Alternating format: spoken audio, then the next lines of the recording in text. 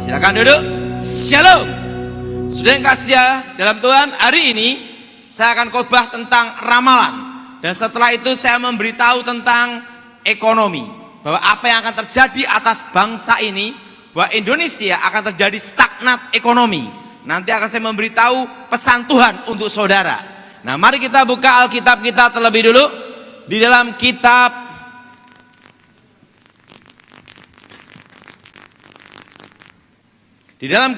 Yesaya pasal 44. Kitab Yesaya pasal 44 ayat 25 sampai dengan 26. Kitab Yesaya pasal 44 ayat 25 sampai dengan 26. Akulah yang meniadakan tanda-tanda peramal pembohong dan mempermain-mainkan tukang tenung, yang membuat orang-orang bijaksana mundur ke belakang dan membalikkan pengetahuan mereka menjadi kebodohan.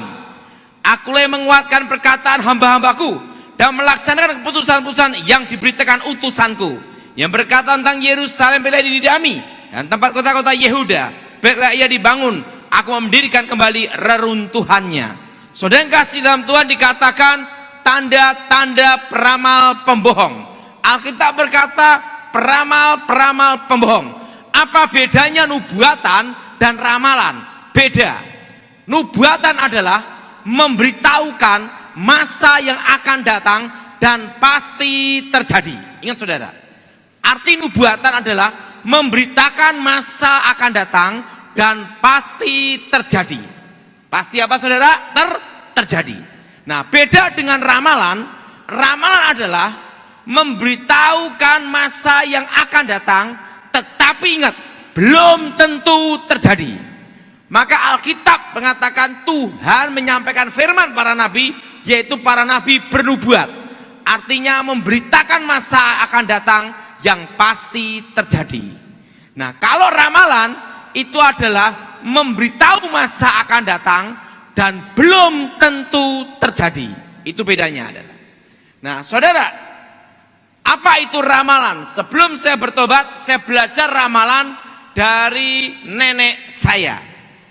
Kakek saya ilmu putih, nenek saya ilmu hitam. Lahirlah saya abu-abu. Nah, disitulah saya diajar bagaimana cara meramal. Dan disitulah terbuka suatu rahasia ramalan. Bahwa ramalan yang bicara pribadi pasti tepat. Tapi ramalan yang bicara negara atau dunia atau kampung pasti gagal. Ingat saudara. Nah, jadi ramalan yang bicara pribadi itu pasti tepat. Tetapi ramalan yang bicara negara atau dunia atau kampung pasti gagal. Nah, kenapa? Nah, disitulah saya dibukakan suatu rahasia. Karena nenek saya adalah tukang ramal kartu. Di dalam ramalannya dia tidak pernah gagal. Suatu kali saya tanya sama nenek saya, "Nenek, saat ini nenek pegang kartu, tetapi tidak ada pasiennya. Berarti nenek tahu dong setiap jam yang akan terjadi." Nenek saya berkata demikian. "Ton, ini rahasianya." Saya diberitahu rahasianya. Ini yang akan saya bicarakan. Kita yang tahu jangan percaya. Tapi pasien boleh percaya. Kenapa? Karena sing percaya itu sing edan. Oh gitu nenek? Iya. Nah, inilah rahasianya. Disitulah saya mulai mengetahui rahasianya. Bahwa ada 4 teknik di dalam meramal. Pertama yang disebut namanya kontak batin. Kedua adalah ilmu terawang. Ketiga yaitu tanda-tanda alam. Keempat adalah tanda-tanda dalam tubuh dan mimpi. Nah, sekarang saya membahas tentang kontak batin. Sini Bapak sini ya untuk contoh.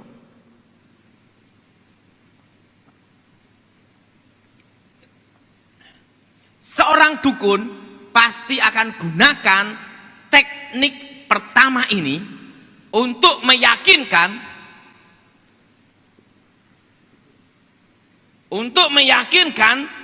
pasiennya bahwa dukunnya yang di depan dia adalah dukun yang hebat.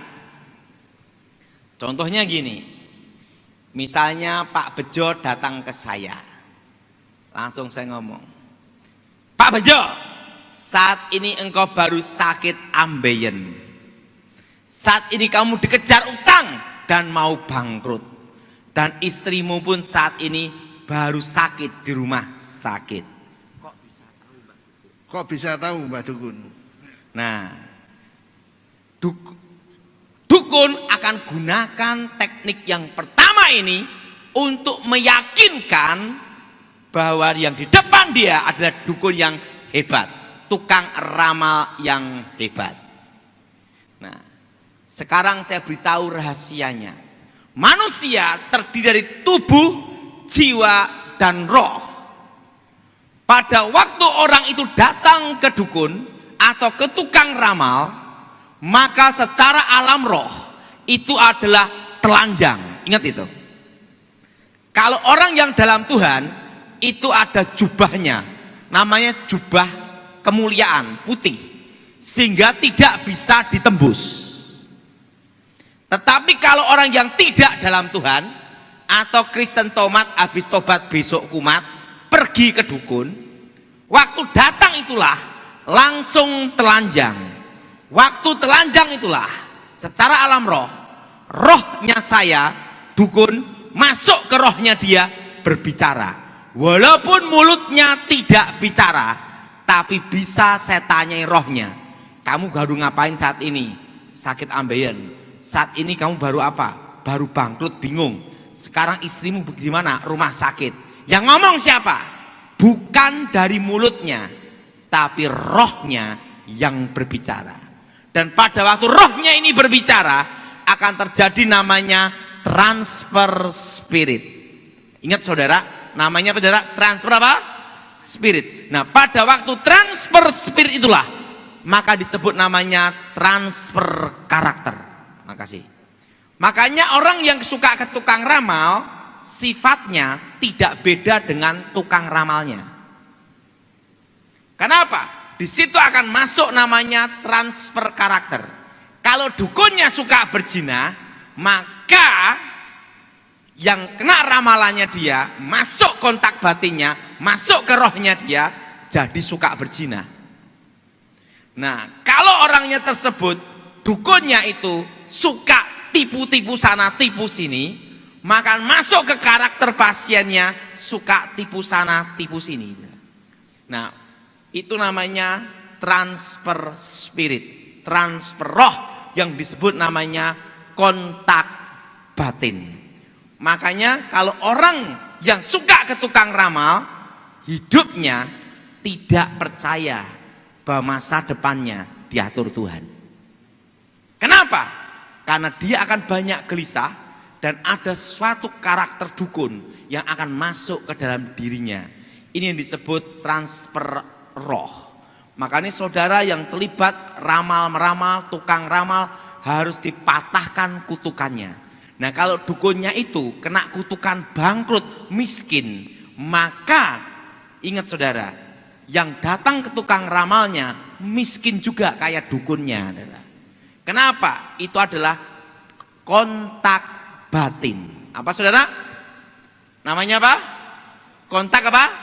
Kontak batin. Nah, dukun akan gunakan teknik yang pertama. Nah, teknik yang pertama ini akan berakibat transfer spirit. Dan pada waktu transfer spirit, maka akan terjadi apa yang terjadi atas dukunnya akan ke pasiennya. Namanya roh dengan roh yang disebut kontak batin. Kalau dukunnya rumah tangganya ribut, istrinya 5, maka pasiennya nanti akan rumah tangganya hancur. Karena sudah kemasukan sifat karakter dukun itu. Nah, dukun akan gunakan teknik yang pertama ini yang disebut kontak batin. untuk meyakinkan pasiennya bahwa yang di depan dia adalah dukun yang hebat. Ini yang ketawa-ketawa kesenyum kelihatannya pernah ngalami itu.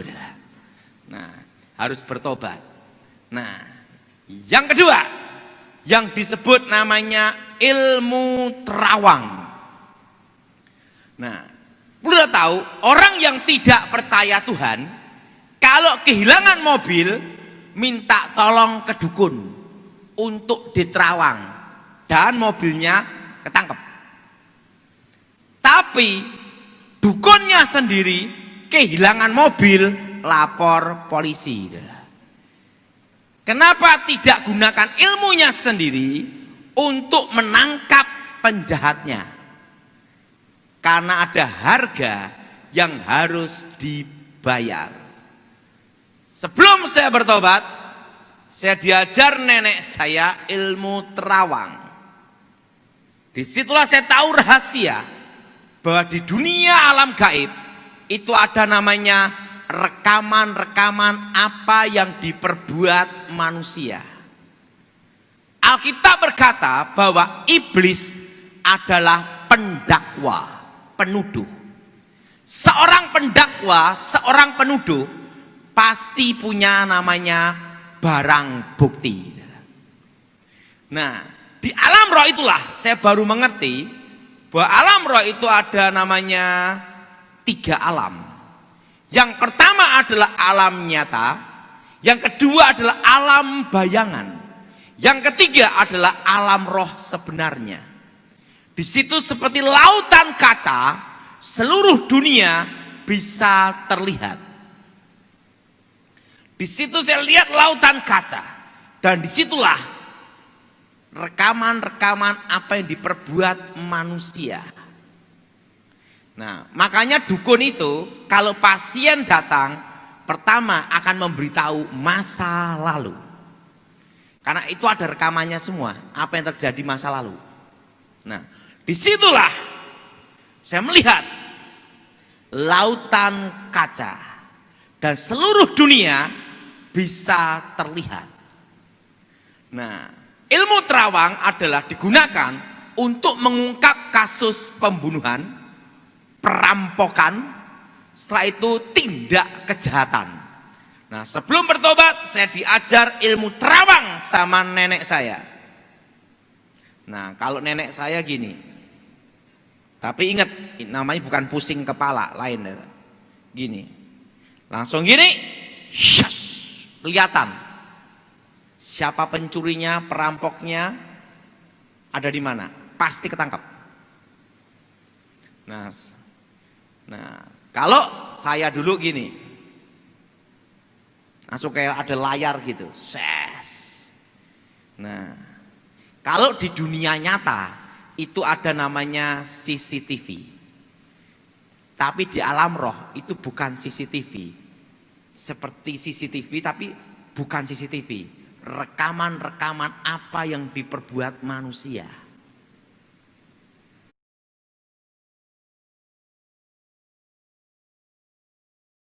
Nah, di situ saudara, saya diajar nenek saya, syep, langsung kelihatan, itu kayak layar televisi. Anak di bawah usia 5 tahun bisa lihat rekamannya itu kayak layar televisi. Oh, penjahatnya ini barangnya ada di sini, jatuhnya barang ke sini, pelakunya ini namanya ini, tangkap jam sekian, pasti ketangkap. Nah, setelah saya mempelajari itu, suatu kali nenek saya punya ayam dicuri orang. Waktu ayamnya dicuri, saya marah.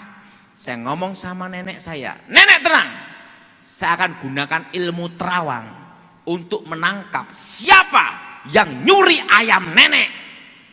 Waktu saya mau baca mantra, nenek saya ngomong, stop, jangan gunakan ilmu itu untuk nangkep ayam. Loh, kenapa? Kutukannya sama ayamnya lebih mahal kutukannya. Loh, ada apa nenek? Tahu enggak? Ini rahasianya Tony. Siapapun yang menggunakan jasa ilmu terawang, maka akan terkena kutukannya. bangkrut seumur hidup. Jadi makanya dulu sebelum saya bertobat, yang sering tanya itu polisi. Makanya polisi yang sering tanya-tanya ilmu terawang, begitu pensiun bangkrut habis sengsara. Tapi kalau polisinya tidak pergi ke dukun, tidak cari-cari pakai ilmu terawang, dia pensiun pun tetap kaya, berharga di hadapan Tuhan dan diberkati Tuhan. Itu kalau polisinya tidak minta-minta ke dukun. Tapi kalau minta-minta ke dukun, jasa ilmu terawang, pasti akan ngalami itu. Nah, itu caranya gimana? Misalnya kejadian kecurian di Jalan Jenderal Sudirman. Perlu dia tahu bahwa setiap jalan, setiap tempat itu ada namanya roh penunggu. Ada roh-roh penunggu. Nah, langsung kejadian kecurian ini seberapa? Perlu dia tahu bahwa setan kerja 24 jam tetapi dibagi 3 shift. Jadi ingat, itu dibagi 3 shift juga karena ada jam untuk istirahat. Nah, biasanya jam istirahat itu adalah ganti yang jaga itu ada di pohon-pohon. Nah, pohon-pohon besar. Makanya sering ada ngomong, wah ini pohonnya angker. Nah, itu sebenarnya tempat untuk pergantian jaga. Nah, itu. Nah, dan setelah itu rumah-rumah kosong. Makanya rumah kosong itu langsung ditempatin. Kenapa? Langsung untuk pergantian juga. Makanya ada rumah angker, ada namanya pohon-pohon keramat. Itu sebenarnya tempat untuk pergantian. Nah, setan kerja 24 jam dibagi 3 shift. Nah, misalnya kejadian perampokan di bank di Jalan Jenderal Sudirman. Harus tahu jamnya itu, jam 9 pagi. Nah, langsung pasien datang ke saya. Saya sebagai dukun sebelum bertobat, saya tanya dulu, jam berapa perampokannya dan kejahatan itu terjadi. Jam 9 pagi. Oke. Sekarang mintakan tanahnya di sana. Nah, itu harus minta tanahnya di sana. Nah, kejadian hari apa? Hari Rabu pagi jam 9. Langsung sebelum bertobat saya baca mantra untuk manggil. Nah, itu ada yang pakai kembang kantil, ada yang juga pakai itu air kembang setaman. Itu anak di bawah usia 5 tahun bisa lihat. Setelah itu pakai senter, sontolop gitu. Ini kaca, langsung dibacain mantra, langsung senter ditancapkan gini. Jres! Langsung rekamannya akan terlihat. Nah, ada yang pakai telur pun harus telur ayam kampung.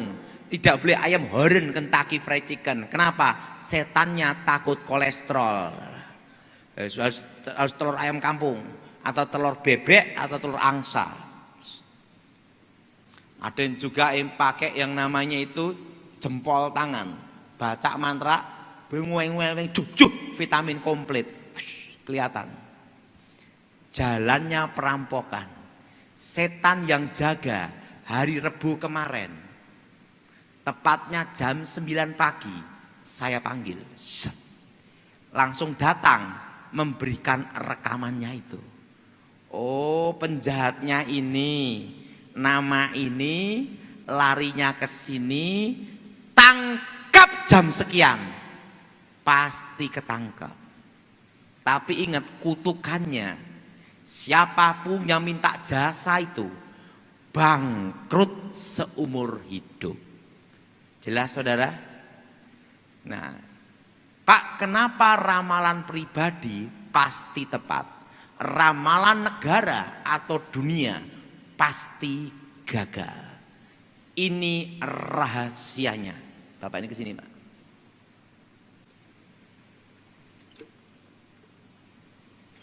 Ini rahasianya. Semua ramalan yang bicara pribadi pasti tepat. Ramalan negara dunia pasti gagal. Nah, pada waktu dia datang ke saya sebagai tukang ramal, maka secara otomatis dia menyerahkan dirinya. Dan kalau menyerahkan dirinya, ingat, Alkitab berkata ada namanya anak-anak Tuhan dan ada namanya anak-anak dunia. Nah, arti anak-anak dunia yaitu apa? Di bawah setan. Berartinya setan punya hak atas hidupnya karena dia tidak percaya Tuhan Yesus, tidak bertobat. Jo, kamu ini kan baru sengsara. Kamu belum menikah. Nanti usia 30 tahun kamu akan menikah dengan seorang wanita. Cirinya gigi merongos. Biar sariawan terus.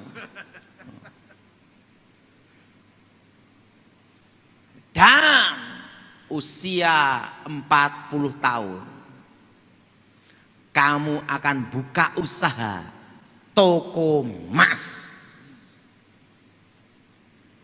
Yang benar Mbah Dukun. Yang benar Mbah Dukun. Ingat,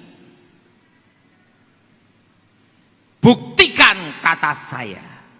Ingat, sebenarnya masa depan itu ada dua. Pertama di tangan Tuhan, kedua di tangan setan. Kalau di tangan Tuhan, indah pada waktunya. Kalau dia sudah datang ke tukang ramal, artinya hidupnya di tangan setan.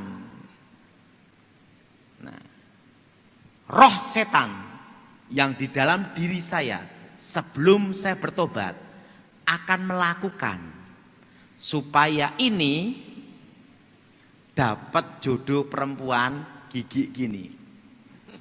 Dengan tanda yang perempuan sama dia akan bermimpi, mimpi ular, ularnya matok kaki. Kok hafal Pak Daud?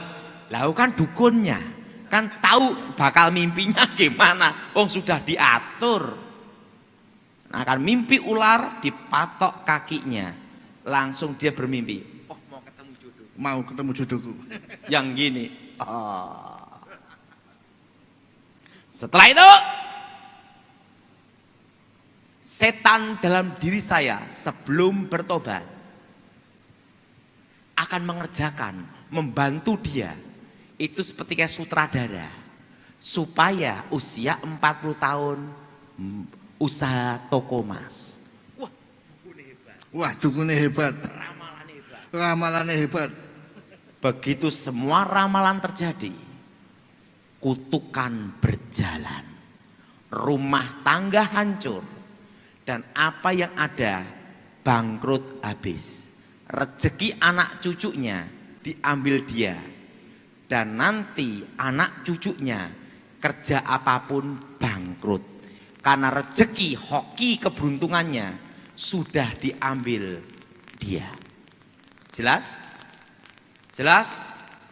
Dan hidupnya, ingat, anak cucunya kerjanya bangkrut semua. Karena rezeki hoki keberuntungannya sudah diambil orang tuanya. Dan ingat, setelah dia buka toko emas, kutukan terjadi, rumah tangga hancur, orang anak cucu termasuk dirinya sakit-sakitan, mati ndak, hidup ndak, dan mati masuk neraka. Dan ingat, habis juga. Oke.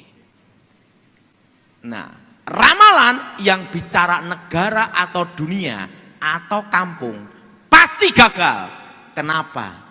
Karena tidak semua orang di kampung itu menyerahkan dirinya ke setan, ke tukang ramal itu. Dan ingat, tidak semua orang yang di negara atau kampung atau dunia menyerahkan dirinya ke setan. Makanya ramalan negara atau dunia, kampung pasti gagal. Karena bumi dan isinya ini masih ada dalam kendali Tuhan. Contohnya ramalan tahun 2000, jam 00 milenium, akan terjadi kekacauan di seluruh dunia, tidak terjadi. Betul? Ramalan suku Maya akan terjadi kiamat tahun 2012, gagal. Betul? Betul? Karena tidak semua orang yang di dunia menyerahkan dirinya ke setan. Makanya ramalan yang pribadi tepat, ramalan negara atau dunia pasti gagal. Ramalan Noto Negoro, No Soekarno, To Soeharto, Negoro. Jadi apa? Gus Dur, Megawati, SBY, sekarang Joko Widodo. Artinya ramalan Noto Negoro gagal total. Karena tidak semua manusia yang ada di Indonesia menyerahkan dirinya ke setan. Jelas saudara? Makanya ramalan pribadi pasti tepat. Ramalan negara atau dunia pasti gagal. Nah saudara, masa depan ada dua, di tangan Tuhan atau di tangan setan. Kalau di tangan Tuhan, indah pada waktunya. Kalau di tangan setan adalah kehancuran dan malapetaka. Jadi hidup ini adalah pilihan. Amin. Amin. Yang ketiga, yang disebut tanda-tanda alam. Nah, saudara, apa yang disebut tanda-tanda alam? Alkitab berkata, jangan percaya hal-hal takhayul. Misalnya ada burung gagak, kau. Wah, ada orang mati. Betul? Saya mau tanya, kalau orangnya pelihara burung gagak, kau, setiap hari kau, apa mati hidup? Nah, maka nenek saya sebelum bertobat, sebelum saya bertobat, nenek saya berkata, yang percaya kuwi sing edan. Ada lagi, ada zaman dulu ada yang namanya burung perenjak, pencek tir, gitu. Wah, ada tamu agung. Saya pikir biar ada tamu agung terus, saya tangkap burung itu. Saya pelihara di rumah nenek saya. Penjatir. Yang datang jreng setiap hari tukang ngamen. Ingat, hal-hal seperti itu tidak boleh dipercayai. Ada juga rumah tusuk sate. Nah, rumah tusuk sate katanya banyak setannya. Itu bukan pengaruh setannya. Mau nanti ada mobil remnya blong nabrak duluan. Nah, itu tidak ada hubungannya. Nah, rumah tusuk sate itu kalau pinggir jalan, saya kasih tahu, itu bagus untuk toko dan minimarket. Kenapa? Depan lihat, kanan kiri lihat, betul? Nah, justru rumah tusuk sate itu gunakan untuk toko. Nah, ada yang percaya nanti supaya engkau hidupnya megap-megap kayak ikan, kuap gitu. Tidak ada masalah itu. Rumah tusuk sate itu masalah udara saja, kotor. Ya kasih aja kaca, nabrak munter karena kan tidak ada masalah. Nah, ada lagi, jangan pelihara ikan di dalam rumah. Karena rezekinya megap-megap kayak ikan. Aap. Itu tidak ada urusan. Itu yang percaya itu sing edan, tidak ada hubungannya adalah. Nah, nanti supaya umur panjang pelihara kura-kura, tidak ada hubungannya kura-kura. Nah, hal-hal itu adalah hal-hal takhayul. Itu tidak boleh dipercayai. Nanti rumah tangganya harus sekian, modelnya harus sekian, ini yang sekian. Itu tidak ada hubungannya dengan berkat. Ingat saudara, kalau datang ke tukang ramal, minta diaturkan bikin rumah bikin ini, dan ingat artinya rumahmu diserahkan ke setan. Pada waktu engkau datang, waktu engkau meminta ke kuasa gelap itu, ke tukang ramal itu, maka hidupmu dikendalikan dia. Jelas? Hidup hanya ada dua pilihan dan engkau boleh memilih. Di tangan Tuhan indah pada waktunya. Kedua, di tangan setan hancur pada waktunya. Nah, silahkan pilih. Ada lagi suatu kali saya diminta pelayanan. Pak Daud, ada apa? Saya punya anak perempuan, sering makan di depan pintu. Berat jodohnya. Saya disuruh datang ke rumahnya. Tak lihat kaget saya. Waktu itu saya masih bujang, belum menikah. Memang berat. Perempuan itu beratnya 1 kintal. Jalannya gini. Dalam hati saya, tidak usah diramal, tepat. Saya ngomong ini tidak ada hubungan antara jodoh dan pintu. Waktu itu saya tanya gini, nih jangan percaya ramalan, pasti dapat jodoh suami yang baik indah pada waktunya. Wah, orang yang gemuk mulutnya gini lah. Pak Daud, ada apa? Pak Daud sudah menikah belum? Waktu itu saya masih bujang. Kalau sekarang saya sudah menikah, punya anak 2. Waktu itu saya masih bujang. Langsung dia gini, nggak usah jauh-jauh, sama bapak aja. Waduh. Kalau itu cantik, langsung saya ngomong kehendakmu yang jadi. Lah kalau ini lewatkan dalam hidupku. Itu saya masih bujang, belum menikah. Kejadiannya Michael di Sidoarjo. Saya merasa lupa itu saya. Wongnya lemu, melakukannya gini. Waduh. Jadi ingat, kita sebagai orang Kristen tidak boleh percaya hal-hal seperti itu. Perlu tahu, di dalam okultisme, dalam ilmu kebatinan, bulan purnama itu adalah puncak semua ritual ilmu gaib. Makanya selalu ada namanya bulan purnama. Dianggap itu puncak semua ritual ilmu gaib. Makanya segala sesuatu kekuatan gaib itu berhubungan dengan bulan purnama. Mana ada yang tanya Michael ya? Nah itu jawabannya. Jadi kenapa ada namanya ritual-ritual itu selalu hari Jumat? Karena hari Jumat adalah hari ke-6. Hari ke-6 Tuhan menciptakan manusia segambar serupa dengan Tuhan. Dan hari yang ke-6 pula Tuhan memberkati manusia dengan berkat masa depan. Beranak cuculah, kuasai bumi. Nah, lawan dari Tuhan adalah setan. Maka setan gunakan kutuk hari ke-6 untuk mengikat manusia dengan kutuk kemiskinan, kehancuran, malapetaka, kesengsaraan, kutuk masa depan.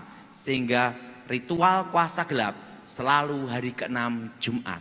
Artinya lawan dari berkat adalah kutuk dan lawan dari kutuk adalah berkat.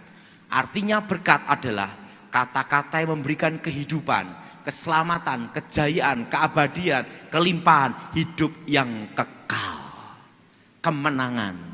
Nah, kalau kutuk ada lawannya, yaitu apa? Kata-kata yang mengikat, yang menyebabkan penderitaan, kesengsaraan, kehancuran, malapetaka, sakit penyakit, kematian abadi. Itu namanya kutuk.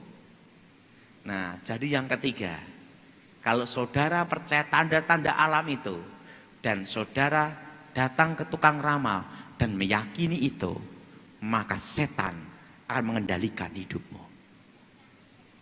Hidup hanya ada 2 pilihan. Mau di tangan Tuhan atau di tangan setan. Jodoh juga ada 3. Jodoh di tangan Tuhan, jodoh di tangan manusia, dan jodoh di tangan polisi. Nah itu adalah. Artinya apa? Digerobok suruh nikah. Betul? Digerobyok suruh nikah di tangan polisi namanya.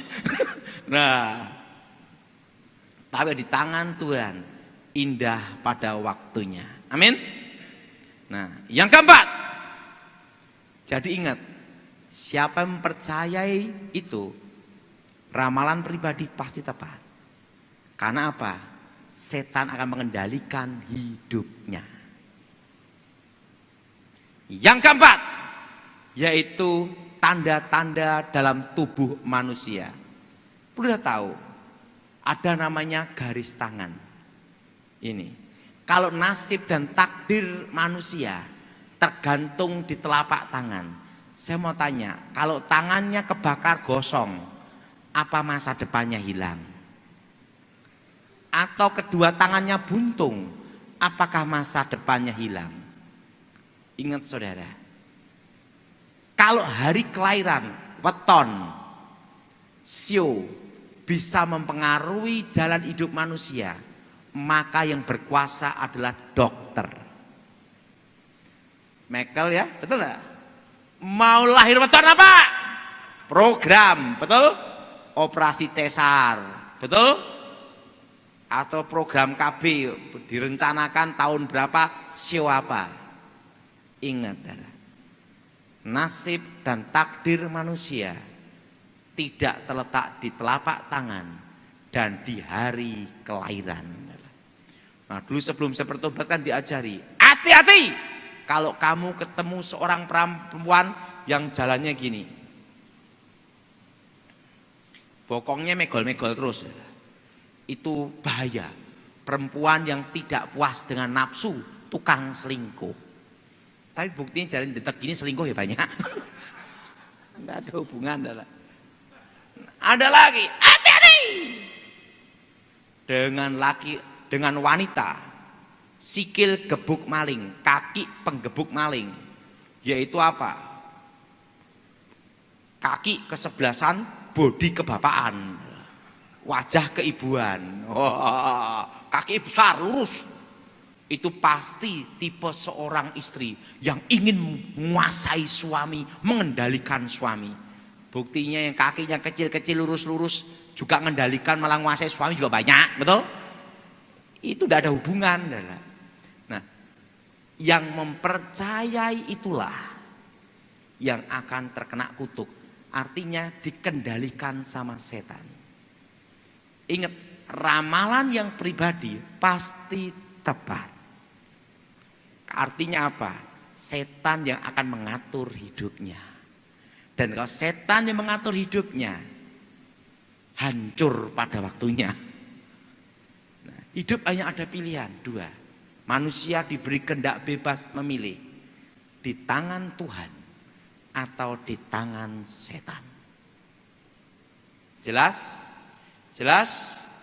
Nah, Pak Daud, bagaimana tentang Indonesia? Nah, ini akan saya memberitahu tentang Indonesia. Saya masih ingat, nanti saudara yang streaming ini akan saya beritahu rahasia tentang stagnat ekonomi. Sekarang sudah terjadi stagnat ekonomi, betul? Pada waktu itu saya memberitahu Michael, udah berapa bulan Michael ya? Januari ya. Januari saya memberitahu Michael akan terjadi stagnat ekonomi. Bulan 6 dan bulan 7. Dan sekarang sudah terjadi. Semua merasakan ekonomi berhenti. Dan bagaimana untuk mengatasi, mengendalikan, dan bagaimana menghadapi. Ingat saudara, kalau kita siap menyongsong matahari terbit, kita harus siap pula menyongsong matahari terbenam. Ingat itu saudara. Dan kalau kita menyongsong matahari terbenam, kita harus siap-siap dulu untuk menghadapi waktu matahari terbenam. Artinya apa? Ya lampu, betul? Betul? Untuk mengantisipasi.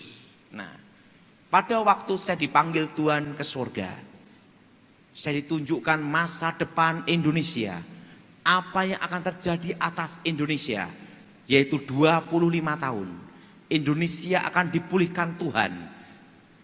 Tepatnya tahun 2023, bulan Januari, Setitik terang akan menyinari Indonesia. Artinya setitik harapan. Setitik apa, saudara? Itu baru setitik harapan. Bersinar. Terbit atas Indonesia. Nah, di situ Tuhan tunjukkan apa yang akan terjadi atas bangsa itu. Bangsa Indonesia.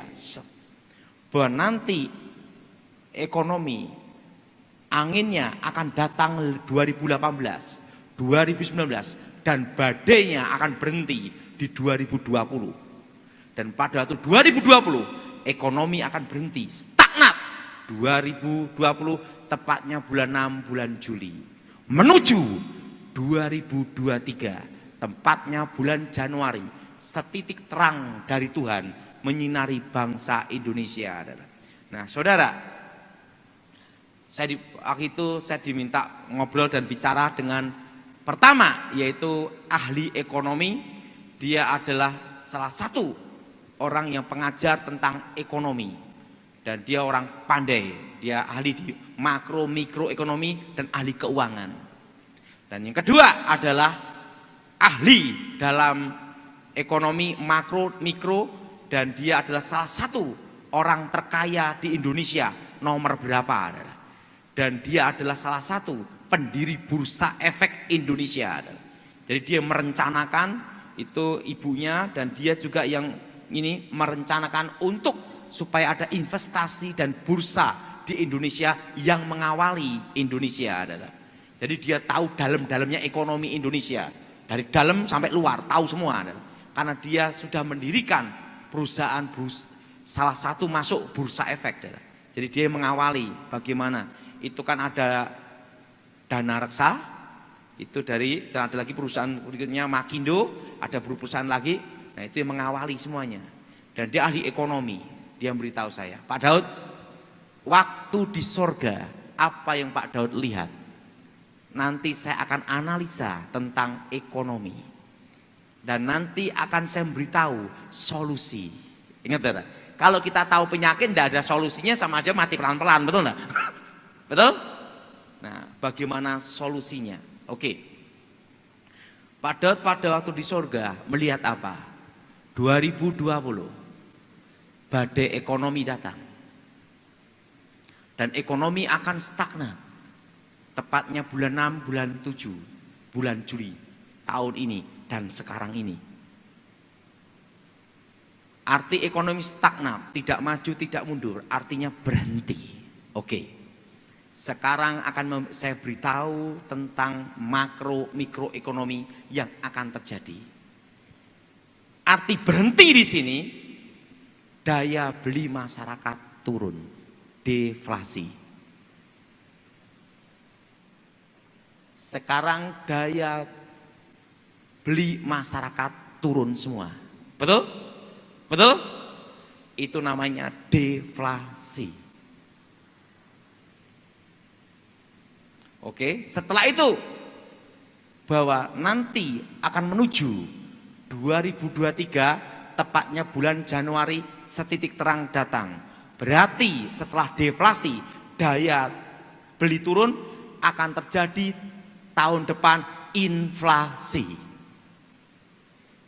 Nah, karena nanti secara otomatis mau tidak mau untuk menggerakkan roda ekonomi harus dicetak uang. Dengan dicetak uang masuk ke perbankan. Setelah itu untuk menggenjot ekonomi, maka tahun depan akan terjadi inflasi. Kenapa jadi inflasi? Karena Indonesia masih tergantung impor. Nah, bagaimana cara menghadapi? Dan ingat, untuk menghadapi ini, pertama, hindari investasi non-real. Ingat ya, hindari investasi non-real. Nah, ini kan baru ribut masalah tentang Indosurya, ya. Indosurya ya. Nah, kan itu investasi. Hindari investasi non-real. Ngomong sama sebelahnya, hindari investasi non-real. Jelas? Jelas? Sekarang kenapa harus menghindari investasi non-real? Ini jawabannya. You investasi, uangnya kan digerakkan, diputer. Tapi ekonomi, daya beli masyarakat turun. Muternya gimana? Ini nanti kalau investasi non-real ini yang berbahaya. Jadi kalau menghadapi, ingat, kita ini seperti menyongsong matahari terbenam. Artinya resesi sudah di depan mata. Kalau resesi sudah di depan mata, hindari investasi non-real. Siapa yang setuju angkat tangan? Ingat itu. Hindari investasi non-real. Nah, dan yang kedua, investasi yang real. Apa investasi yang real? Ingat saudara, tahun depan akan terjadi inflasi. Pegang rupiah secukupnya. Ingat, karena supaya kita makan, minum, dan hidup. Betul? Betul? Pegang apa? Kalau saudara punya uang saat ini, berapapun uangnya, tapi harus diperhitungkan untuk hidup kira-kira sampai 2023 Januari. Kita harus siap-siap ekonomi yang bergerak seperti itu. Uang saudara kalau investasi, belikan yang real, tanah, barangnya ada, itu tanah. Kedua, emas, barangnya ada, emas. Jelas? Jelas? Emas. Tanah. Investasi yang bakal naik, yaitu apa? Investasi real nyata. Tanah dirampok susah. Harus ada sertifikat dan notaris. Betul? Betul? Emas itu sewaktu-waktu perlu tuker. Dia ngomong, untuk ini investasi dua ini aja. Emas dan tanah. Kenapa? Saya tanya, kalau dolar gimana? Ingat Pak Daud, Amerika mencetak dolar sesukanya dia. Berarti ini pun akan terjadi inflasi. Jadi yang paling aman adalah dua ini, tanah dan emas. Ingat, kalau mau terjadi inflasi, maka akan diusulkan untuk supaya redominasi, untuk menggerakkan ekonomi. Tapi ingat, ini akan menuju inflasi. Redominasi terjadi atau tidak, tetap inflasi. Itu tahun depan. Dan ingat, harga-harga makanan akan naik semua. Jadi semua harus kelola tanah seperti sering tak khotbahkan dan saya bicarakan terus sama Michael. Ya Michael? Dan saudara, kita harus siap menghadapi matahari terbenam. Kalau kita siap untuk matahari terbit, berarti kita harus siap menyongsong matahari terbenam. Betul? Artinya saudara saat ini pegang rupiah secukupnya saja. Karena tahun depan inflasi. Kenapa inflasi? Ingat, ini kan dicetak sebanyak-banyaknya untuk menggerakkan ekonomi. Redominasi terjadi atau tidak, tetap tahun depan inflasi. Nah, jadi saudara, jangan investasi non-real. Investasi real nyata. Kenapa investasi real nyata? Karena nanti pada investasi real nanti yang akan bertahan dan akan naik 2023 nanti. Karena menyeimbangkan inflasi. Itu dia ngomong itu. Saat dia ngomong, Pak Daud, ingat, arti stagnat ekonomi bulan 6, bulan 7 adalah penurunan daya beli masyarakat. Artinya deflasi.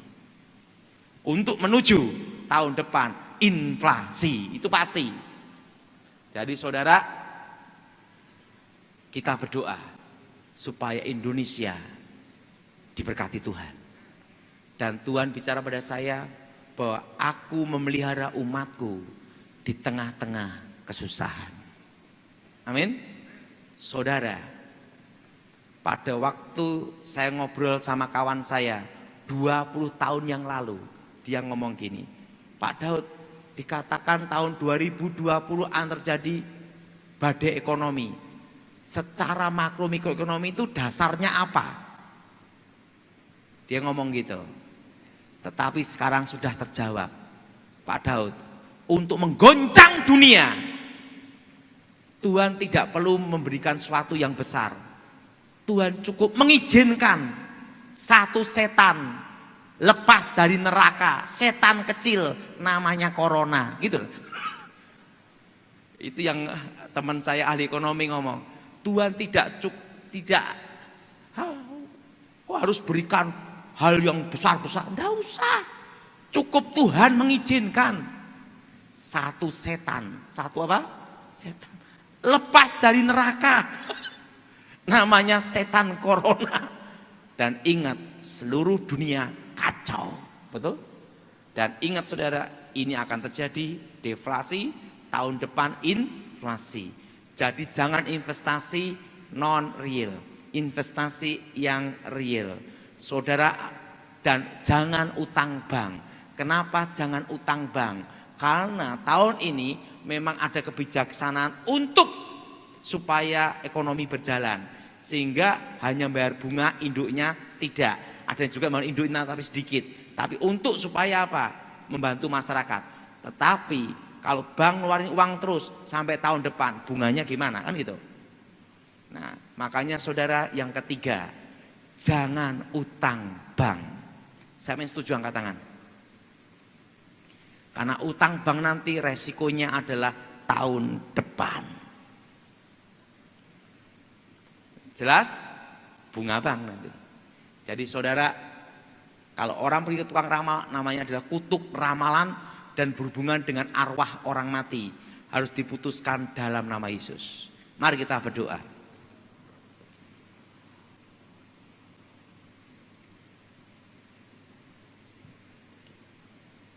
Haleluya. Kita berdoa untuk mematahkan segala kutuk ramalan di dalam nama Tuhan Yesus.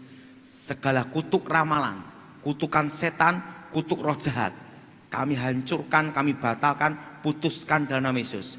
Tuhan berkati yang mendengarkan firman Tuhan dan lawat secara pribadi, dan nama Tuhan dimuliakan.